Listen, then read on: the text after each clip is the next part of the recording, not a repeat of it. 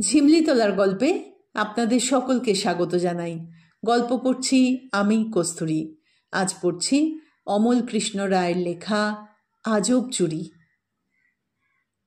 নেপুদের বাড়িতে বাঁকা বুড়ি এসে হাঁক দিতে লাগলো, বৌমা। নেপুর মা ঘর থেকে বলে উঠল, কে গো? দরজায় উঁকি দিয়ে বাঁকা বুড়িকে দেখে শালকাঠের পিঁড়িখানা নিয়ে ধপাস করে উঠোনের মাঝে ফেলে বলল, বসুন মাসিমা, কতদিন পরে এলেন। অমনি হাজার কাজের ফিরিস্তি তুলে ধরল বাঁকা বুড়ি। না গো বৌমা, বসবো না, একদম সময় নেই। শোনো, তোমাদের নেপুকে সন্ধেবেলা পাঠিয়ে দিও তো। কেন মাসিমা?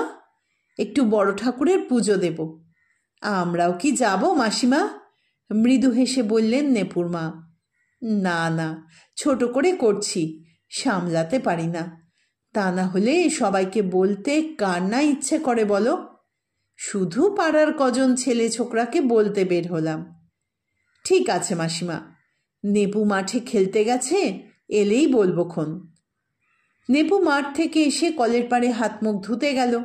তখনই মা বলল, শোন, বাঁকা বুড়ির বাড়িতে বড় ঠাকুরের পুজো, তোকে যেতে বলেছে। অমনি নেপু হাতে পায়ে জল দিয়ে হাতের কাছে গামছা না পেয়ে মায়ের আঁচলে মুখটা খানিক মুছে বেরিয়ে পড়ল। গিয়ে দেখল মাঠের গোকুল ভজারাও আগে থেকেই হাজির। পুজো তখনও চলছে, বেশ জাঁকালো আয়োজন। মাধব কাকু বারের পাঁচালি পড়ছে। সন্ধে নেমে এসেছে। উঠোনের মাঝে পুজো হচ্ছে। বাঁকা বুড়ি একখানা কুপি হাতে ঘর থেকে বেরিয়ে খুদেদের আঁচ করতে পেরে বলল, কারা কারা এলি? নেপু আগ বাড়িয়ে সবার নাম বলে দিল। কুপিটা মাধব কাকুর পাশে রেখে কোমরটা খানিক সোজা করে বলল, চোরটা আসেনি? ভজা বলল, না, ওর মা বলেছে যেতে হবে না, পড়তে বস। শুনে বাঁকা বুড়ি ঠোঁট উল্টিয়ে বিড়বিড় করে কি যে বলল, নেপুরা কেউ ঠিকঠাক বুঝতে পারল না। কথাগুলো না বুঝলেও বক্তব্যের সারবত্তা সহজেই বুঝে নিল। পড়াশুনো করতে বসবে বলে বার পুজোর প্রসাদ নেবে না? এই ঠাকুর বড় জাগ্রত। এই ঠাকুরের প্রসাদ ভক্ষণে অনীহা অবহেলা করে গায়ে কার কবে ক্ষতি হয়েছে সেসব বুড়ি এক নিঃশ্বাসে বলে যেতে লাগলো। কিছুক্ষণের মধ্যে মাধব কাকুর পাঁচালি পাঠ শেষ হলো। নেপুদের ছোট ছোট কলাপাতা হাতে ধরিয়ে দেওয়া হলো। বাঁকা বুড়ির নাত বউ আটা, গুড়, কলা, কাঁঠালের রস দিয়ে সিন্নি মাখাতে লাগলো। রতনের মা পাশ দিয়ে যেতে যেতে বিনা নেমন্তন্নেই ঢুকে পড়েছিল। তাকে দেখে বুড়ি বলল, তুই এসেছিস যখন এক কাজ কর না, ফলগুলো একটু কেটে দে, ছেলেগুলোকে আগে প্রসাদ দিয়ে বিদেয় করি। রতনের মা ফলমূল কাটতে বসল। বাঁকা বুড়ি এক ফাঁকে ঘর থেকে বিন্নি ধানের খই এনে রাখল। কিছুক্ষণ পরে প্রসাদ বিতরণ শুরু হলো।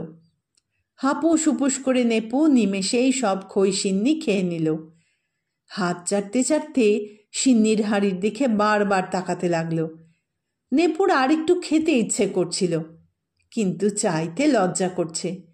আর বাঁকা বুড়ির নাত বউ দ্বিতীয়বার আর সাদাসাদি করতে এলো না। প্রসাদ খেয়ে দিয়ে সবার সঙ্গে বাড়ি চলে এলো নেপু। মনের মধ্যে সিন্নি খাবার ইচ্ছেটা মাঝে মধ্যে চাগার দিয়ে উঠছিল তখনও। আর একটুখানি সিন্নি দিতেই পারত, কেন যে দিল না? পরদিন খেলার মাঠে কথাটা সবার সামনে বলেই ফেলল। ভজা কথাটা খপ করে ধরল, তোরও ইচ্ছে করছিল, আমারও রে। সিন্নিটা যা মাখিয়েছিল না, একেবারে খাসা। নেপু বলল, আসলে বরাবরই দেখেছি বাঁকা বুড়ির বাড়ির লোকেদের দেওয়া থোয়ার হাত বড় ছোট। তৃপ্তি করে যদি প্রসাদ নাই দিবি, তবে পাড়ায় পাড়ায় ঘটা করে নেমন্তন্ন করার কি দরকার ছিল? বাঁশিতে ফুঁ পড়ে গেল। খেলা শুরুর জন্য সবাই তৈরি হয়ে গেল। তাই বাঁকা বুড়ির বাড়ির সিন্নি খাওয়ার ক্ষোভের আগুনটা আর বেশি দূর ছড়াতে পারল না। একদিন গোকুল খেলার মাঠে এসে আরেক অভিযোগ করল। মায়ের সঙ্গে ও নাকি বাঁকা বুড়িদের বাড়িতে গিয়েছিল।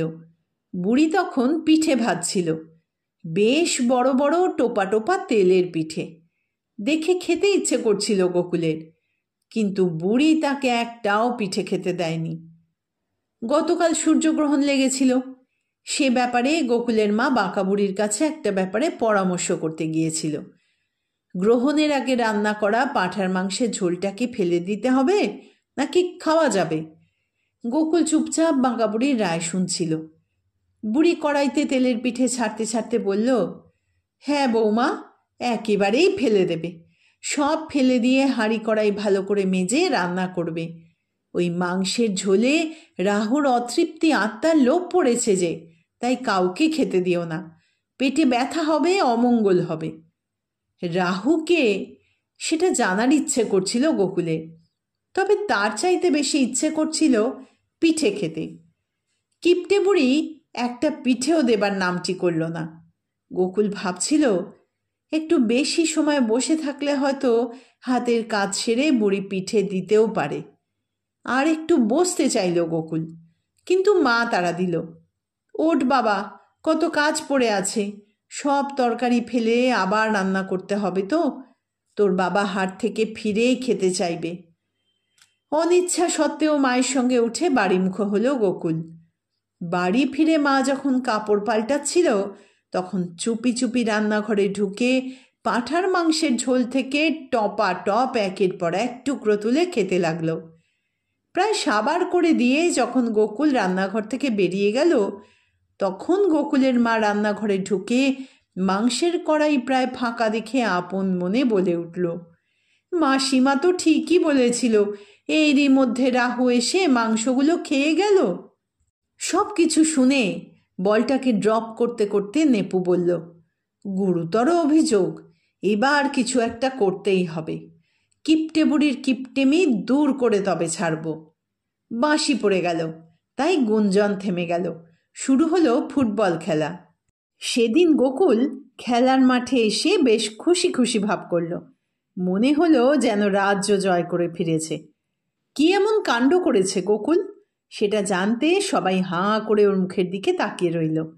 গোকুল বলতে শুরু করল, গতকাল মা ছাগলটাকে খুঁজে পাচ্ছিলাম না, সঙ্গে দুটো বাচ্চা। বাবা মাঠের কাছ থেকে ফিরেই বকাবকি শুরু করলো, বল খেল, বল, বল তোমাকে স্বর্গে তুলবে। মা বাবাকে থামিয়ে দিল। আহ, কী সব অলক্ষণে কথা বলছো? আমার পক্ষে সওয়াল করলো মা। ছাগল হারালে গোকুল কি করবে? বল খেলে রাত করে বাড়ি ফিরেছে তো কি হয়েছে? এবার ওকে পাঠাও, পাড়াটা এক চক্কর খুঁজে আসুক। কোথায় আর যাবে?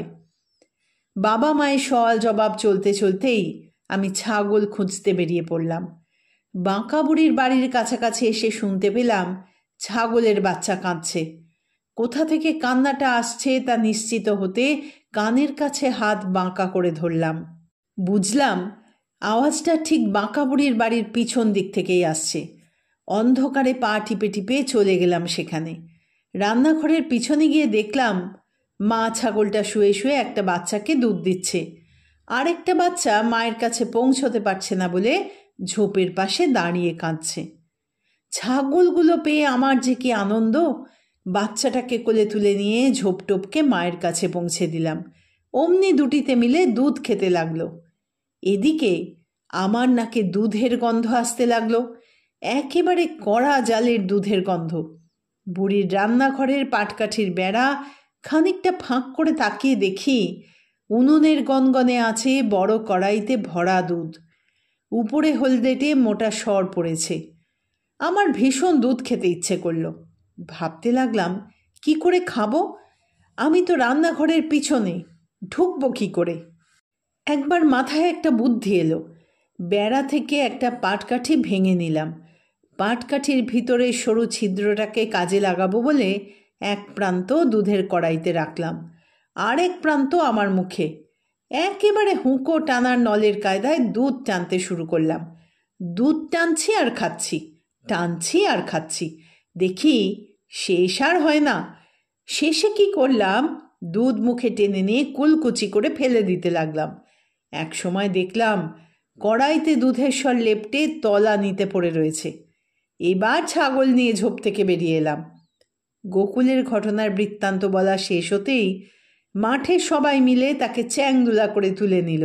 মাঠের চারদিকে চক্কর দিতে দিতে বলতে লাগলো, জবর কাজ করেছে গোকুল, সবাই আজ তাকে কাঁধে তোলো। সেদিনের ঘটনার পর থেকে গোকুল হয়ে গেল দুষ্টুমির প্ল্যান মাস্টার। কোনো অপারেশন চালাবার পরিকল্পনার প্রয়োজন হলেই গোকুলের ডাক পড়ে। কিভাবে কাজটা শেষ হবে, কে থাকবে মুখ্য ভূমিকায়, কার কি দায়িত্ব, ধরা না পড়ে পালিয়ে আসার জন্য কে বাইরে কোথাও লুকিয়ে বিপদের আঁচ বুঝতে পারলে সংকেত দেবে, এইসব ঠিক করে গোকুল। একদিন খবর পাওয়া গেল বাঁকা বুড়ির বাড়িতে আবার পিঠে ভাজা হচ্ছে। বল খেলার মাঠ থেকে ফিরেই বসে গেল জরুরি সভা। পিঠে কি করে খাওয়া যায় তার পরিকল্পনা শুরু হয়ে গেল। গোকুল সবাইকে দায়িত্ব বন্টন করে সভা শেষ করল। শুরু হলো অপারেশন। বাঁকা বুড়ি রান্নাঘরে আপন মনে বসে পিঠে ভাজছে। বাড়িতে আর কেউ নেই। কিছুক্ষণ বাদে নেপু গিয়ে হাজির। দেখল বাঁকা বুড়ি টোপা টোপা মাল পোয়া ভেজে হাঁড়িতে রাখছে। নেপু জিজ্ঞেস করল, ঠাকুমা পিঠে ভাজছ নাকি? ঝেঁঝিয়ে উঠল বুড়ি, দেখছিস না কি ভাজছি? তোমার হাতের পিঠে খুব স্বাদ। হবে না, এই সংসারে এসে কম পিঠে ভেজেছি? কত রকমের পিঠে, দুধ চুই, পাটিসাপটা, পুলি পিঠে, আরও কত কি। নিজের পিঠে বানানোর ফিরিস্তি দিতে শুরু করলো বুড়ি। একটা খেতে দেবার নামটি নেই। নেপুর যেমন লোভ হচ্ছিল তেমনি রাগও হচ্ছিল। কেমন কিপটে বুড়ি, একটা খেতেও দিচ্ছে না। এবার উঠে পড়ল নেপু, যাই ঠাকুমা। তবুও বুড়ির মুখে রা নেই। একবারও বলছে না, যাস নে গোকুল, বস, দুখানা পিঠে খেয়ে যা। বাঁকা বুড়ির বাড়ির দেউড়ি পেরিয়ে যেতে যেতে নেপু আপন মনে বলল, দুটো পিঠে খেতে দিলে ভালো করতে, দিলে না তো, এবার দেখো কি করি। অনেক রাত হয়েছে, আপন মনে পিঠে ভাজছে বাঁকা বুড়ি। এরই মধ্যে একবার শুনতে পেল ছাগল ঘর থেকে ভ্যাঁ ভ্যাঁ চিৎকার। বুঝে নিল ছাগলকে ঠিক শেয়ালে ধরেছে, তাই ছাগল মরণ ভয়ে চেঁচাচ্ছে। বুড়ির বাড়ির পাশে বেশ বড় জঙ্গল, বাঁশের ঝাড়, তাতে বড় বড় গর্ত। সেখানে শেয়ালেরা পরিবার নিয়ে বাস করে। সন্ধে হলেই খাবারের সন্ধানে গেরস্তের বাড়িতে হানা দেয়। কুপি হাতে নিয়ে বুড়ি হুস হুস দূর হ বলতে বলতে রান্নাঘর থেকে ছুটে বেরিয়ে ছাগলের ঘরের সামনে এলো। বাঁশের দরজাটা ঠেলে দেখল ছাগলেরা চুপচাপ দাঁড়িয়ে জাবর কাটছে। গুনে দেখল ছাগল যে কটা ছিল ঠিকই আছে। বুড়ি বুঝতে পারল শেয়াল ছাগল তুলে নিতে এসেছিল ঠিকই, তবে নিয়ে যেতে পারেনি। স্বস্তি নিয়ে বুড়ি ফিরে গেল রান্নাঘরে। ঘরে ঢুকে বুড়ির রীতিমতো চক্ষু চড়ক গাছ। এ কি কাণ্ড, পিঠের হাঁড়ি কোথায়? এরই মধ্যে কে নিয়ে গেল? শেয়াল কি পিঠে নিয়ে গেল? হতেই পারে না। উঠোনে দাঁড়িয়ে বুড়ি চেঁচামেচি শুরু করে দিল। তা শুনে পাশের বাড়ির মাধব ছুটে এলো। সব শুনে মাধব বলল, দাঁড়াও পিসি, আমি ব্যাপারটা দেখছি। মধ্য নবীন মাধব অন্ধকারে চুপিসারে রাস্তার মোড়ের দিকে চলল। কিছুটা যেতেই শুনতে পেল কারা যেন বলা বলি করছে, আমি গিয়ে ছাগলের ঠ্যাং টেনে না ধরলে কি হতো? তা হতো না। আর আমিও তো রান্নাঘরের পেছন থেকে মোক্ষম সময় বেরিয়ে পিঠের হাঁড়িটা কবজা করলাম। সব বুঝলাম, পুরো ব্যাপারটাতে মগজটা কার সেটা আগে বল। সেই জন্যেই তো তুই আমাদের প্ল্যানিং মাস্টার গুরু। তাই তুই দুটো পিঠে বেশি খা। আর খাবো না, খেলে আর রক্ষে নেই, হেঁটে বাড়ি যেতে পারবো না। তাহলে এবার খালি হাঁড়িটা কেউ বুড়ির বাড়িতে রেখে আয়। এখন নয়, মাঝরাতে বুড়ি যখন ঘুমিয়ে পড়বে তখন। গলা খাঁকারি দিল মাধব, কে রে ওখানে? অমনি ধপ ধপ পায়ের শব্দ শুনতে পেল মাধব। বুঝতে পারল পিঠে চোরের দল ছুটে পালাচ্ছে। পিসিমণিকে গিয়ে কি বলবে তাই ভাবছে মাধব। শুনতে পেল গালমন্দ তখনও থামেনি। কার উদ্দেশ্যে কে জানে।